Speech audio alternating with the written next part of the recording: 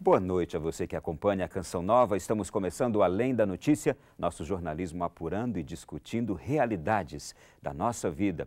Hoje com um tema também dos mais interessantes, o bullying nas escolas. E por que tratar deste tema? O cotidiano de muitos ambientes escolares tem sido marcado por um fenômeno que se caracteriza pelo desrespeito, intolerância, indiferença, exclusão, perseguição aos considerados diferentes. É o que chamamos de bullying. Quais os prejuízos para a aprendizagem? Quais as consequências para a saúde física e mental daqueles envolvidos? Vamos tratar sobre este assunto com a doutora Ângela Branco, professora do Departamento de Psicologia Escolar e Desenvolvimento da Universidade de Brasília, estudiosa de fenômenos sociais, dentre eles o bullying. Bem-vinda. Obrigada.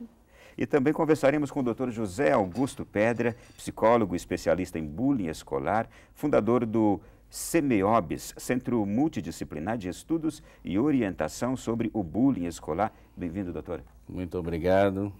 Eu fico feliz de recebê-los aqui porque vejo que os senhores têm bastante vivência neste tema, com este tema.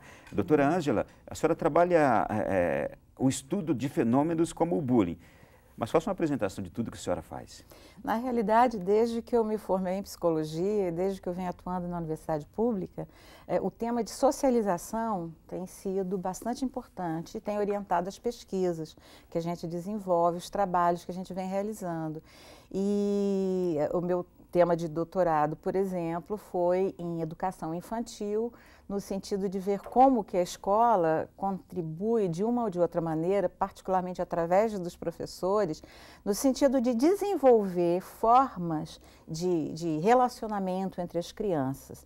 Então, há muito tempo que eu venho trabalhando com o fenômeno da socialização.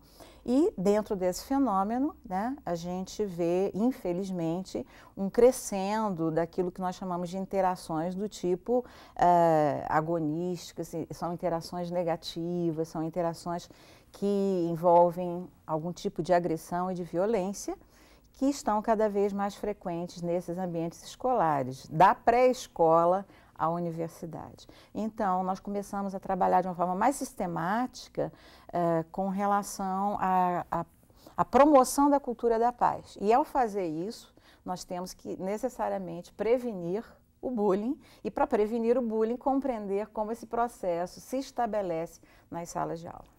O Dr. José Augusto também é conhecedor do assunto, já escreveu sobre o assunto. Quais outros trabalhos o senhor faz, doutor, sobre o bullying?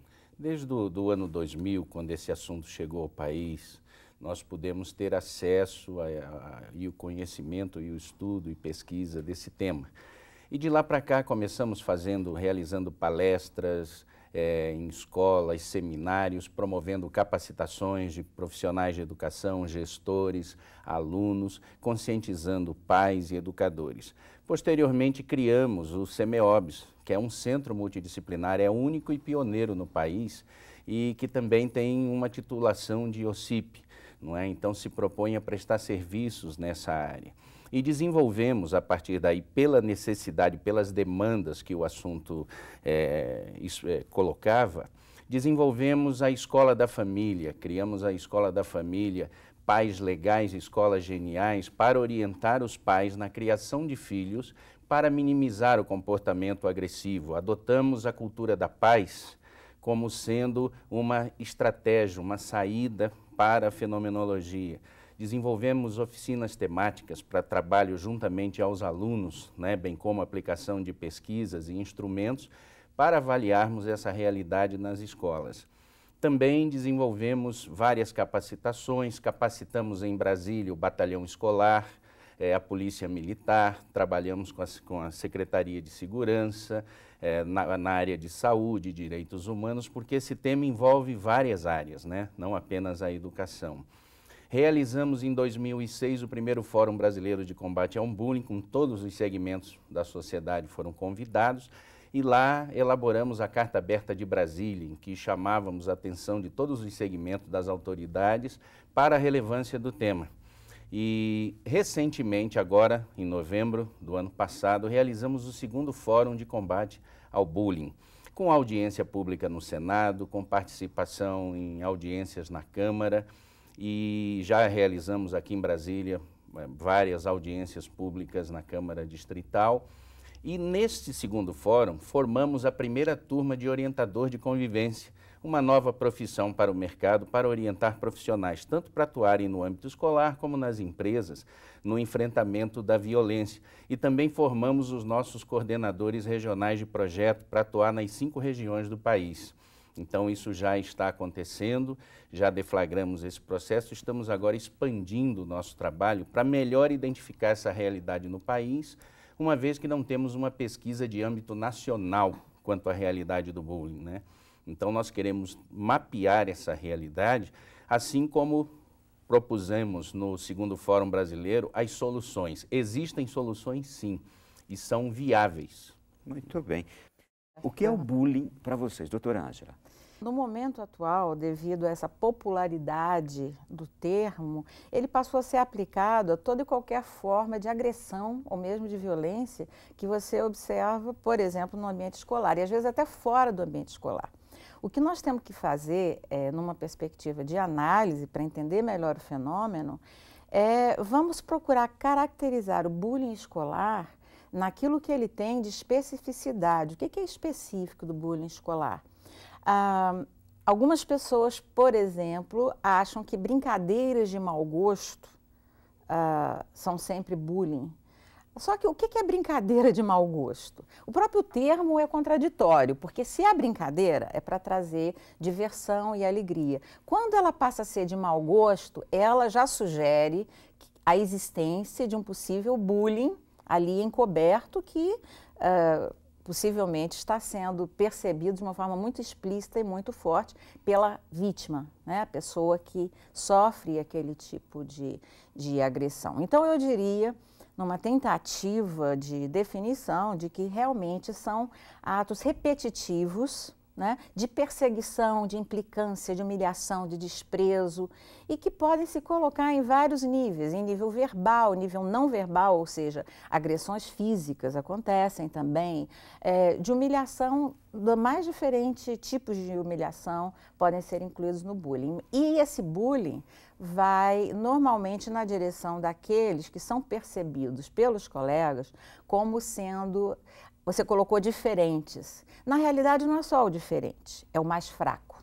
Porque bullying é uma relação de poder entre aqueles que se sentem mais empoderados e que têm o apoio do grupo, da popularidade, e aqueles que não sabem ser assertivos e realmente se colocar para enfrentar esse tipo de agressão. Então, o problema do bullying é uma relação de poder. Ou seja, uma brincadeira aqui ou ali não caracteriza um bullying. Uma implicância aqui ou ali não caracteriza o bullying. O bullying é um processo repetitivo, onde essa relação de poder entre aqueles que dominam, que perseguem, e aquele que é perseguido e que sofre a humilhação, se repete em vários contextos. E, infelizmente, isso está se tornando uma prática cada vez mais frequente nas nossas escolas. Doutor José Augusto, à vontade. Eu gostaria de dizer o seguinte: é preciso definir bem o que é o bullying. O bullying é um conjunto de comportamentos agressivos, intencionais e repetitivos, adotado por um ou mais alunos contra um outro, geralmente em desvantagem de poder ou força física, mas sem motivo evidente, não tem uma razão que justifique, e gera dor, angústia, sofrimento, raiva reprimida, pensamentos de vingança, desejo, pensamentos de morte, traz bloqueio ao processo cognitivo, prejuízo grave para as relações socioeducacionais e para a formação mental, emocional desse aluno. E para o senhor ter uma ideia, as formas de ataque do bullying, ataques verbais, morais, físicos, materiais, psicológicos, sexuais e o virtual, que é o cyberbullying, que está trazendo sérias consequências. Agora, para definirmos se é bullying ou não é bullying, por exemplo, se uma agressão, é preciso diferenciarmos a comportamento agressivo de violência escolar e até ato infracional quando praticado por menor de idade. Mas para que seja bullying, Ronaldo, são 4 os critérios. E se não preencher os 4 critérios, não é bullying. Primeiro, que sejam atos repetitivos, como disse a doutora Ângela. Atos repetitivos, intencionais. Outro é que precisa ser num período de tempo. Há autores que falam em 2 ataques, no mínimo 3 ataques. Eu tenho avaliado que, dependendo da forma de ataque, da gravidade do ataque, um ataque é suficiente para traumatizar, para constranger e gerar sequelas no aparelho psíquico daquele aluno, daquela criança. Além disso, não tem motivo evidente. É porque a pessoa é alta, baixa, magra, gorda, feia, bonita, porque tem traços, trejeitos, desde que não apresente habilidade de defesa. Então, quando ela não apresenta habilidade de defesa, aos olhos de agressor ou grupo de agressores, ela se torna uma presa fácil. Então, sendo repetitivo, num período de tempo, não há uma causa evidente, não é?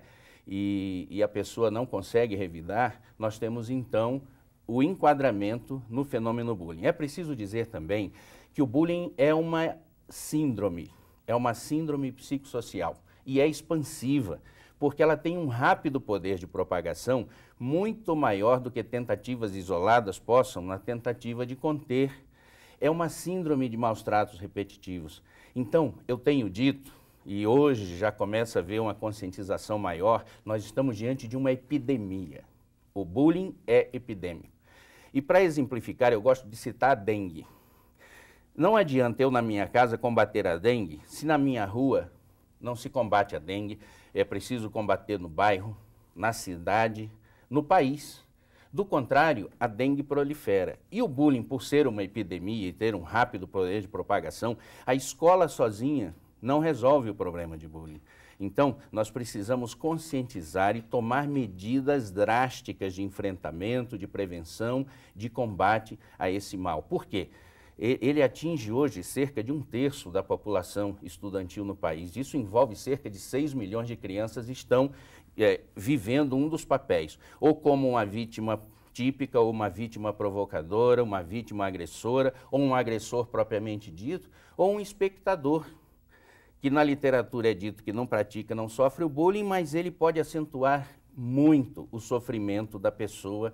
Imagina pagar um mico diante de uma pessoa, agora imagina pagar um mico diante de várias pessoas. Constrangedor. Então, é extremamente constrangedor, causa vergonha, causa humilhação e realmente escola não é lugar para esse tipo de comportamento. Ao contrário, tem que ser um lugar que as crianças gostem, se apaixonem por ir à escola. E não me refiro somente às crianças, né? Porque o bullying se dá no aspecto universitário, enfim. Então, nós temos que enfrentar para resolver essa situação, porque é muito grave. O senhor falou em epidemia, a senhora falou em fenômeno social. O que a levou a estudar, procurar saber sobre o bullying e concentrar-se nesse tema? Eu gostaria de colocar aqui, em referência à metáfora da epidemia, eu acho que é interessante. E o que nós temos que ter em mente, muito claro, é o seguinte: por que essa epidemia se prolifera tanto? Nós temos os veículos que promovem o aumento, né, e o incentivo desse tipo de relação entre as pessoas. Porque a criança, ela vai viver a cultura dentro da qual ela foi criada. Então, se na nossa cultura, e isso é verdade não só para o Brasil, isso é verdade quase que em nível global, né? A globalização está aí mostrando, através do capitalismo selvagem que ainda persiste, que é a competição, que é a violência, que é a derrubada do outro, a destruição do inimigo, que faz com que o sujeito realmente seja importante, que adquira uma identidade, que é uma questão de valor. Então, em termos de valores culturais, a gente vive numa sociedade extremamente competitiva, onde se dá muita atenção ao fato de diminuir o outro para poder aparecer, para poder ser mais popular, para poder ser mais admirado. Eu não vou ser admirado pelo meu próprio mérito, mas pelo fato de diminuir o meu colega. E isso é verdade desde o trabalho dos pais, né? Desde o contexto da sociedade de uma forma mais ampla, incluindo a família, incluindo a vivência em qualquer instituição, e isso chega às nossas casas diariamente através da televisão, hoje em dia através da internet, através do YouTube, através, enfim, das redes sociais. Toda essa mídia está envolvida num processo cultural de promover um bullying quando se trata da questão da criança na escola, mas eu diria do assédio moral que você observa no ambiente de trabalho, que você observa na rua, você observa no trânsito, você observa em todos os contextos de convivência humana. Então, achei muito interessante essa categoria que o professor fez menção. Vamos formar orientadores de convivência.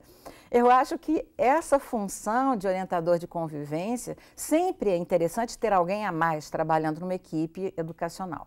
Mas o primeiro a se preocupar em orientar a convivência dos seus alunos deveria ser o professor. Por isso que nós incentivamos e achamos tão importante a formação adequada do professor, para que ele não aprenda apenas a ensinar matemática e português e geografia, mas ele aprenda a trabalhar com as crianças, os adolescentes, enfim, os seus alunos. Então, nós estamos formando, assim, cidadãos, né?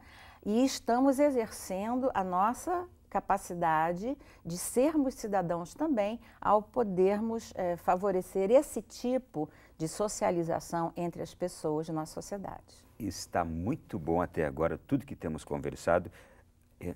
Estou extremamente enriquecido nesse primeiro bloco e no segundo, quando nós voltarmos daqui a pouco, eu vou fazer perguntas muito práticas aos senhores, especialmente porque quem está em casa eu imagino que está se questionando também agora.